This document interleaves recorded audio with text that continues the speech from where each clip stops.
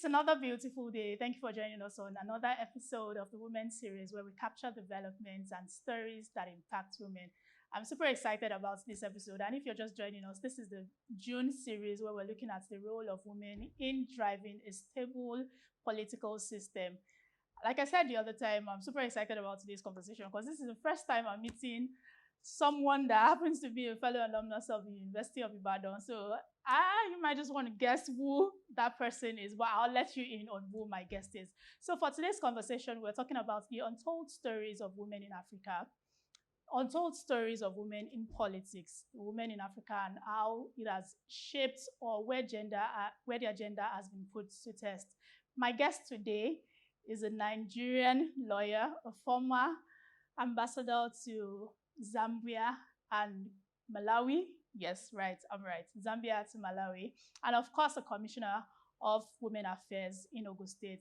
Join me in welcoming Ambassador Folake Marcus-Bello. Thank you for joining us on the program today. It's great to have you. Thank you very much. Great you white. Greatest you white. It's greatest. I don't want to be a rascal. I'm getting Why? old. So I don't want to tell you bogbos, bagbas. Oh, you know? no, we don't say that because we don't. When you see a you white, you know we are civilized. We are calm. Unlike, I don't want to mention any other school, so I don't come bashing at me. But anyway, it's great to have you on the show. Thank you for joining me, and thank you for this opportunity to speak with you. I mean, now you have had several experiences in the political system as much as you're still active in the legal praxis, right?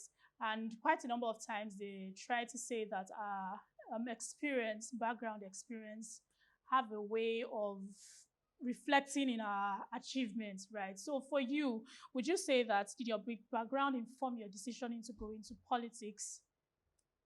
Well, I went into politics it depends on what you define as politics. Okay. Because my first degree is in political science, and so every one of us are politicians. The decisions By default, yeah. The decisions you make on a daily basis are all political because you're looking for the one that will fit you into your schedule or promote you or network you. But be that as it may, I didn't quite prepare myself to go into active participation in politics. But my background, I don't know what people see, but I always often end up with a leadership position. In primary school, I was labor prefect. In secondary school, I think I also was labor prefect. At my A-levels, I was games prefect. At the University of Ibadan, I was vice president of Students' Union, etc., etc. And I'm usually, I've been in professions that women are not even referred to as women. I'm a lawyer, we're all gentlemen of the bar. I've worked as a journalist, you are all gentlemen. So I found myself in positions of leadership thrust upon me, I'm president of my old girls union, and so my going into politics, I was actually invited by the man, Bayo Oluwake, who was president when I was vice president. He's vice president. And there was a group looking for a female to join them. So it was by default that I was invited. So at this point, they were actually looking for a female. They were actually looking for a female. Why were they looking for a female at that time? Because it was all men. Oh. It was all men in this NGO. They also technically did not set out to go into full-blown politics. But in the process of emancipating the people of Ogun State, we saw the need for you to be a part of it. Because you can jaw as much as you want, you can make noise as much as you want, if you are not actively participating. What people need to understand is that your active participation does not mean you write, you speak, you make noise. Do your own little bits. Have you registered to vote? Have you decided that you will vote? Whether it is convenient or not, registering to vote is a form of participation that is major. Because if we all sit back and we don't register to vote, then we have a problem. Voting is participating. Actively being involved is the ultimate of participation. But believe me, all of it is equally important. Every bit of it. Speaking out is participation. Joining whatever group in whichever way.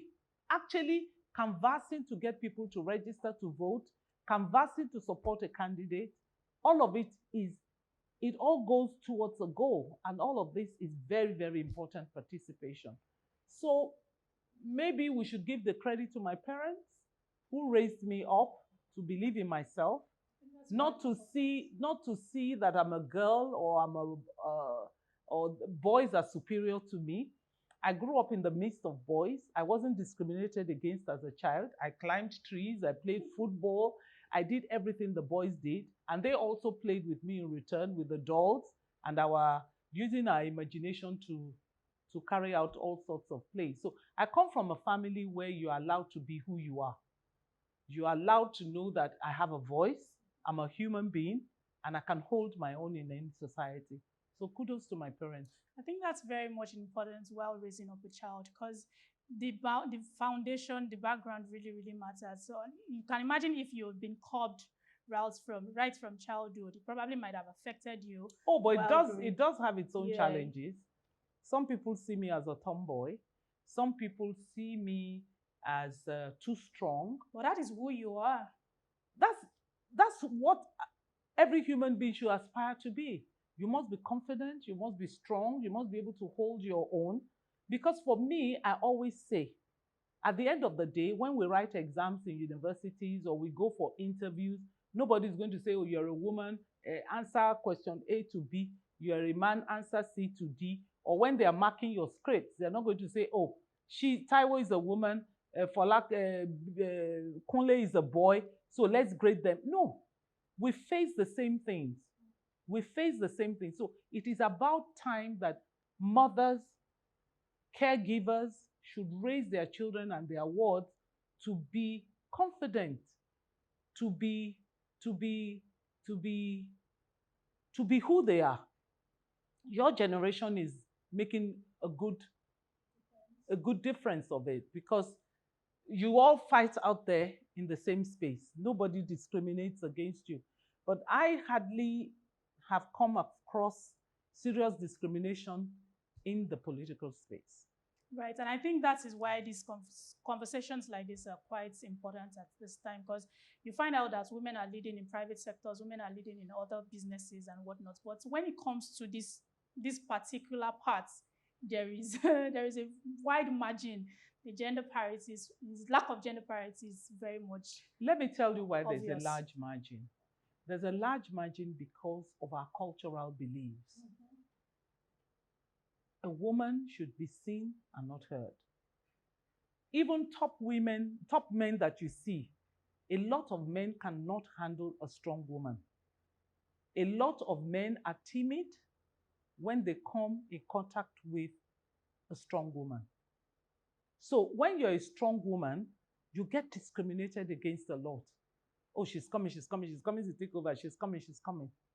Apart from that, there's a cultural belief, like I said.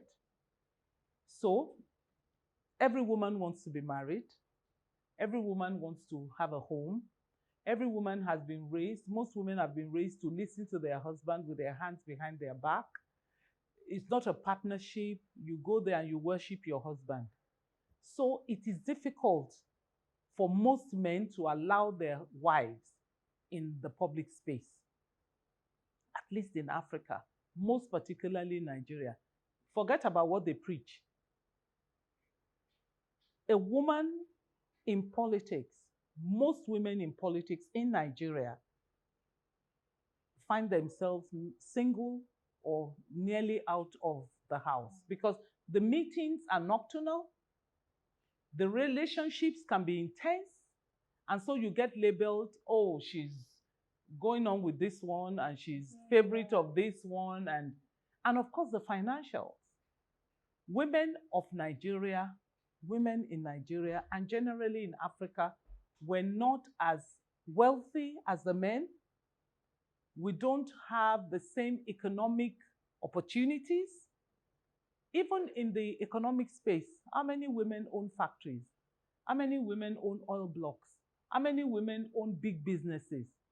I have been at a sit-out at a meeting with a particular arm of government that said even in borrowing, women are scared to borrow. They are scared to play big. They would rather just play small and be responsible with it. So it's not that they don't want to. The society is not kind. Forget about the issue of all this noise they're making. Oh, we get labeled. You don't want to know how many names I have behind my back. You don't want to know how much tag I have. But you have to have the skin of an elephant. You have to be super strong. Close out the noise and just move on with your life. You know.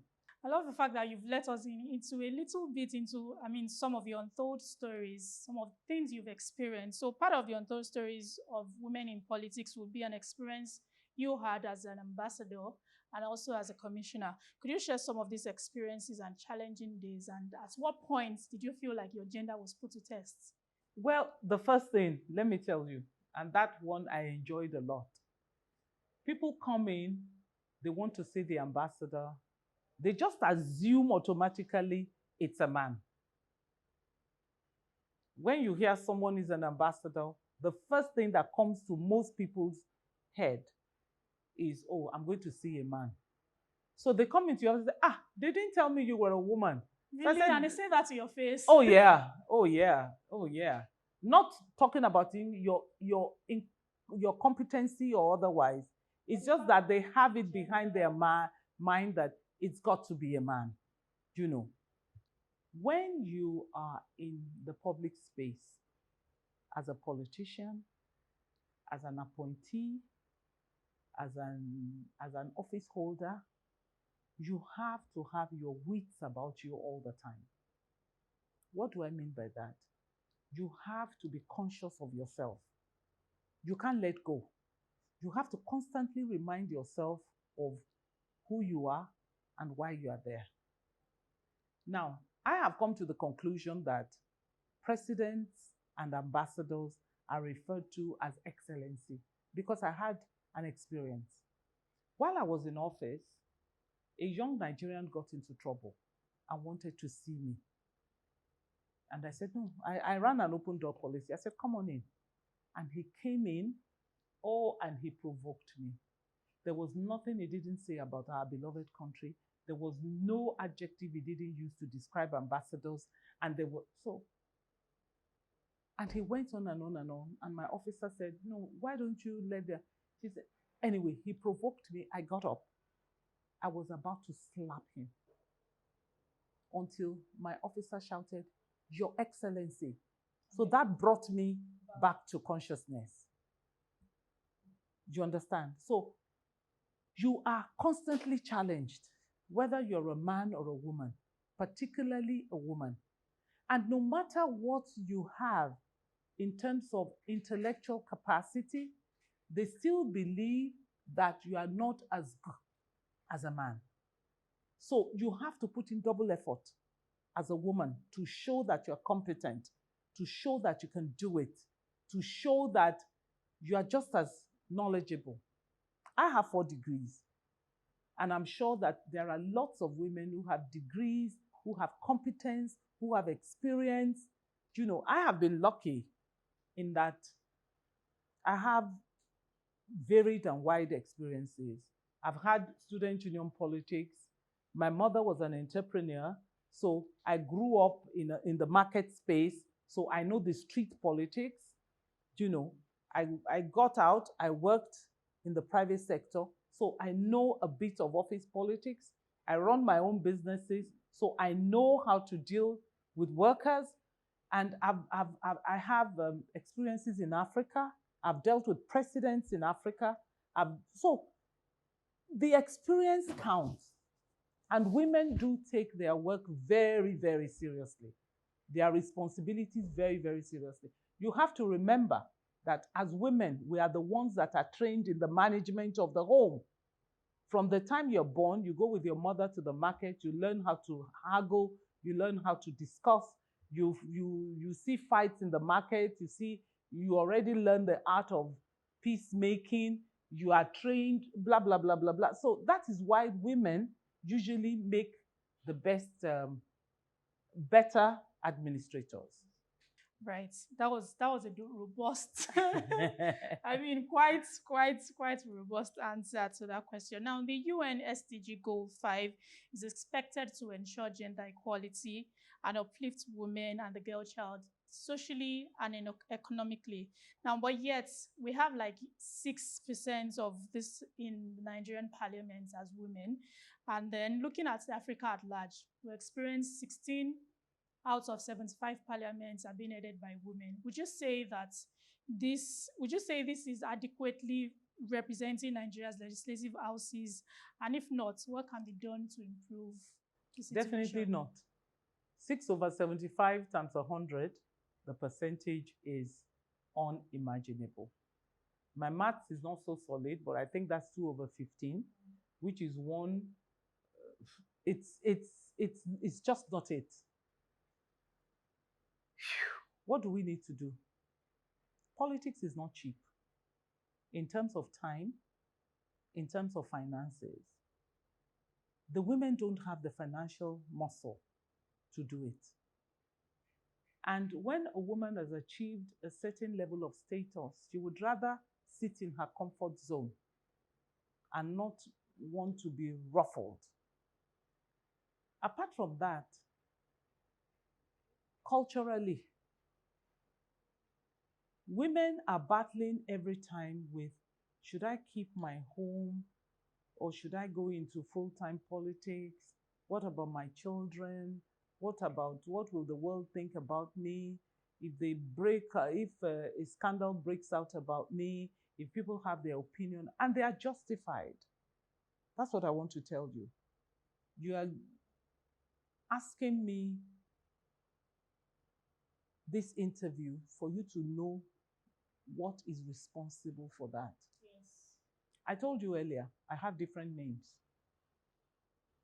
I'm a witch. You can be a home wrecker. You're dating this one. She's stubborn. All the negativity. If you're not careful, nobody sees the good part of you. And unfortunately, you have very, very few women to stand up to support you. Not only at the political space. I left politics for a bit.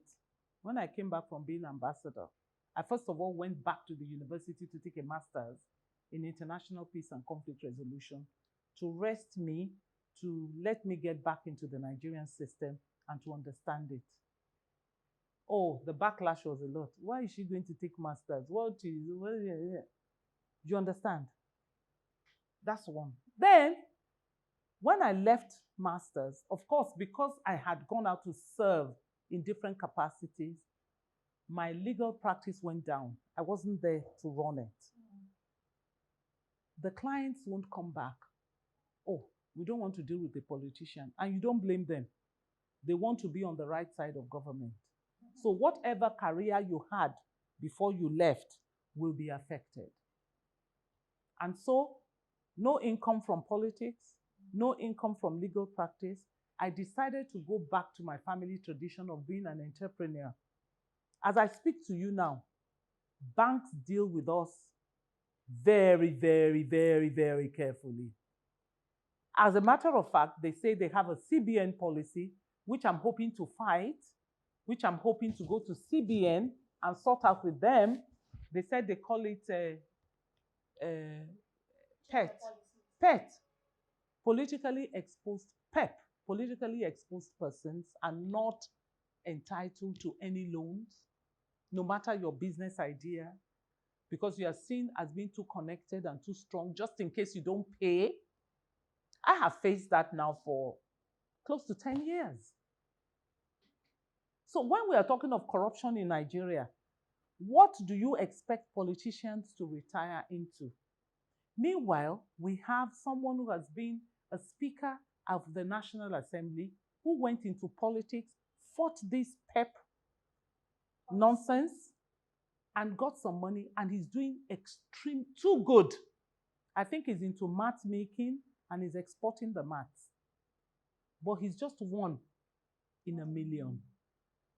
So women have to decide what they are getting into and what will become of them. When they come to talk to people like us, we tell them the real fact. You're going into very steep waters. I have been rejected several times by boards. Nobody wants a politician on their board. We face so many unspoken challenges as female politicians. Oh, we face a lot.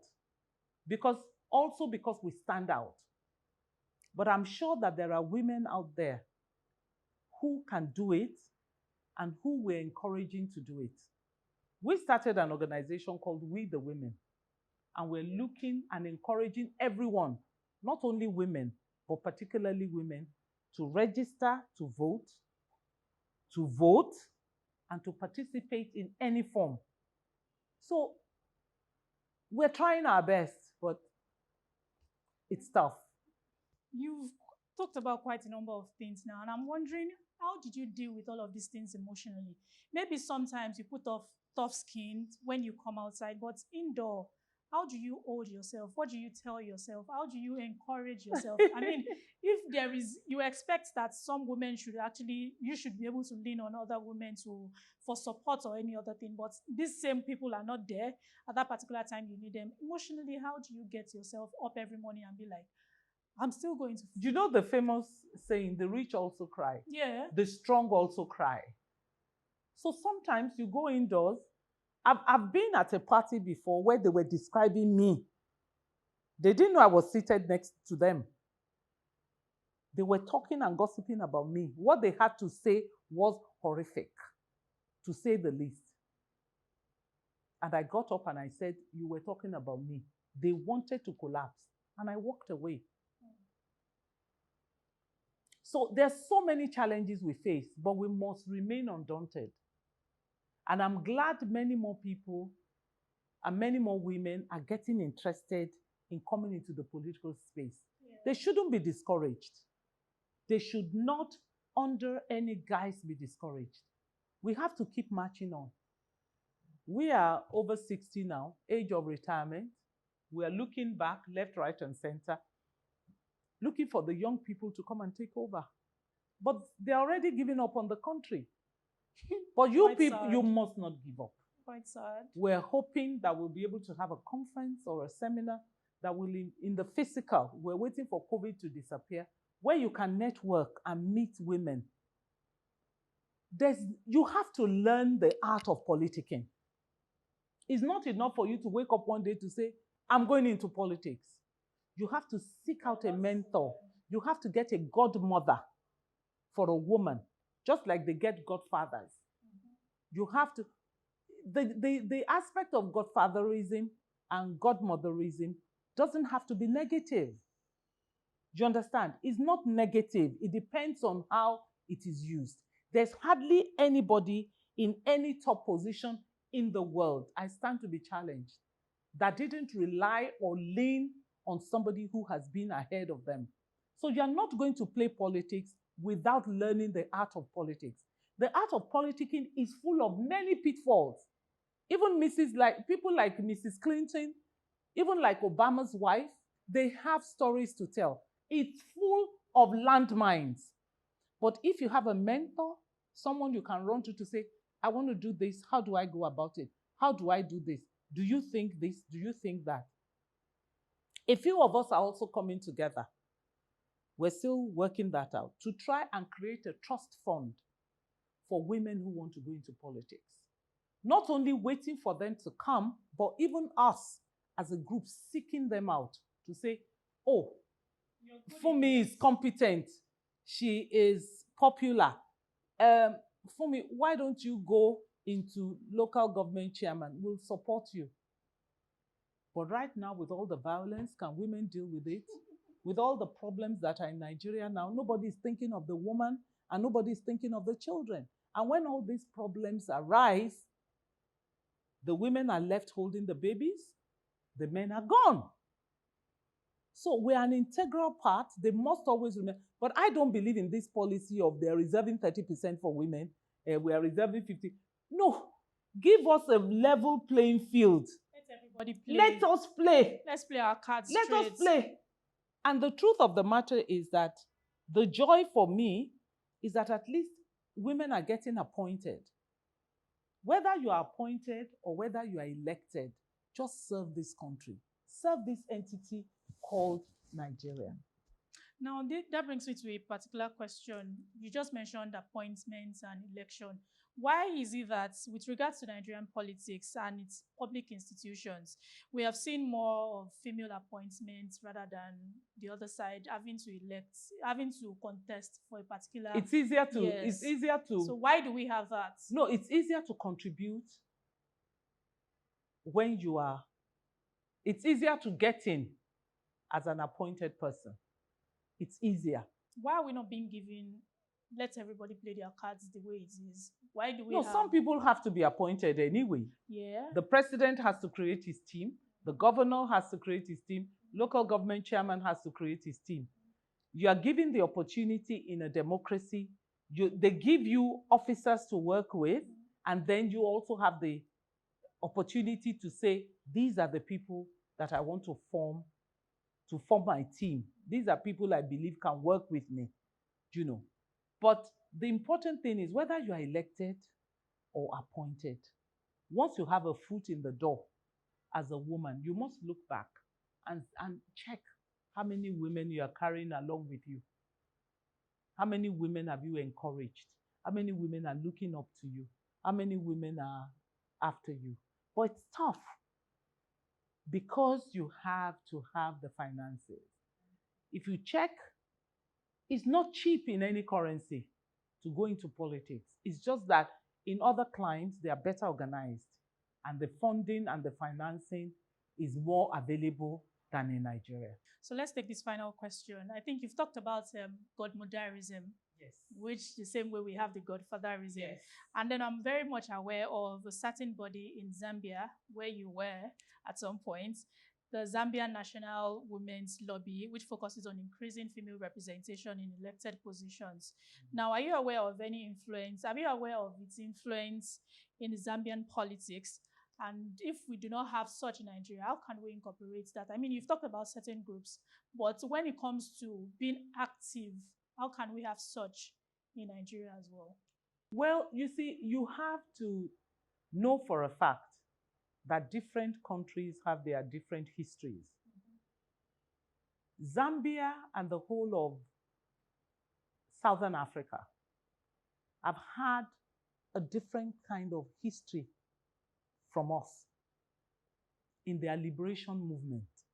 So this one you talk about is more or less like an offshoot of their liberation movement. They had to fight apartheid. So they have learned how to come together in that wise. In Nigeria, very few women have reached national prominence. When you talk of Margaret Ekpo, you talk of, I don't know who else in our modern history.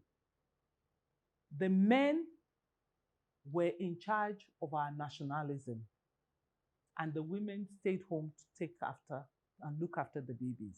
It's only now that we are starting to come out and to say, we're still going to fight it. We need to change the narrative. Yes, and thank God there are men now who would allow their wives to be whatever they want to be. And they work together in partnership with them. So, it's a different history, but it is not that it is not attainable in Nigeria. It is attainable. It's work in progress for us. We're working on it. We're trying to put but you see, you also have to consider, which is what we are doing with We the Women. We want to go above partisan politics. You are APC, I'm PDP, you are PRP, I'm ADC. We want to go above that. We don't talk of whatever party you belong to.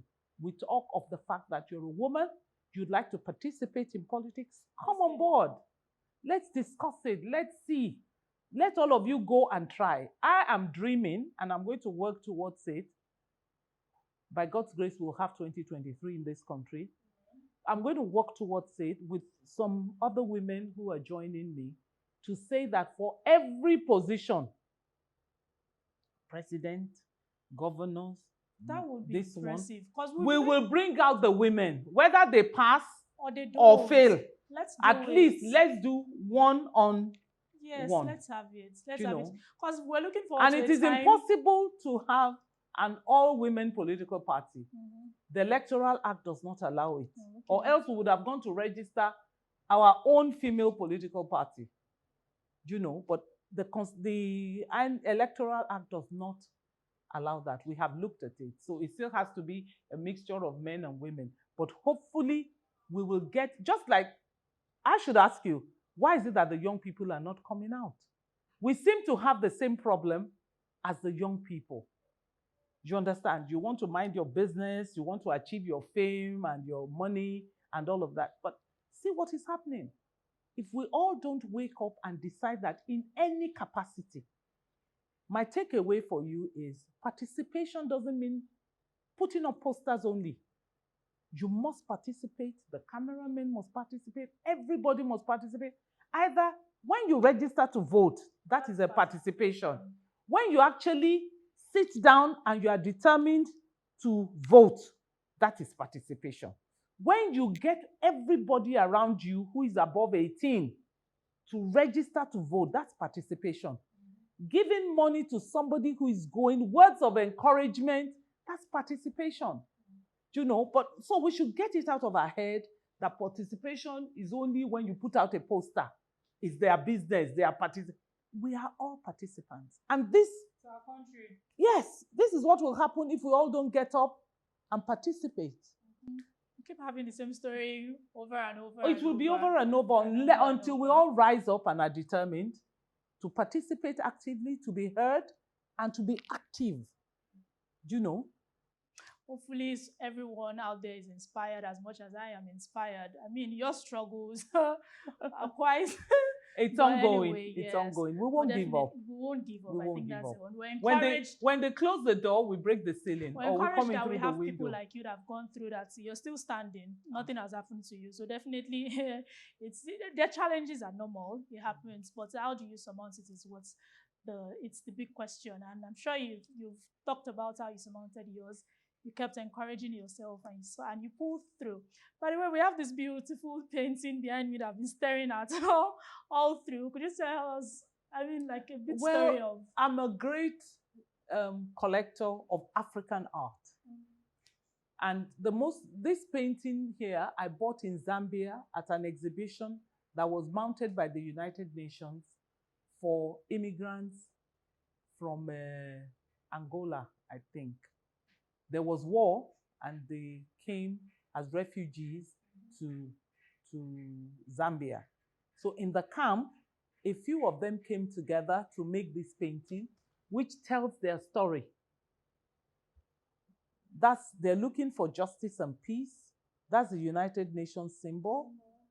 This is the Bible. They said, don't talk to us about Christianity or Islam anymore. It hasn't worked for us. Instead of the gun, why don't you offer me a rose? Don't shut me up. Don't close my eyes. I'm looking for unity. That's the and all of that. That's the heart. Yes. So, and their names are there. I never met any one of them, but I just thought this would remind me for a very long time to come and forever about the need for peace in Africa. Yes, I hope we can hold on to that and then push forward as much as possible to embrace peace, to embrace unity, and by God's grace, we're definitely reaching for... Yes, hopefully. I'm even looking forward to, even if not president, let's even break record. Let's have a female governor.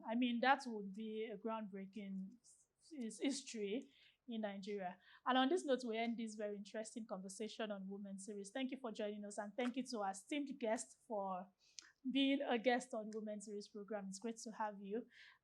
If you've got questions, or you've got comments, or you want to reach out, kindly send a mail to ayomide.oguntoye@prosheng.com. To read more on our news stories and to watch our videos, log on to www.proshareng.com/webtv. Follow us on all our social media platforms. And until next week, thank you for watching.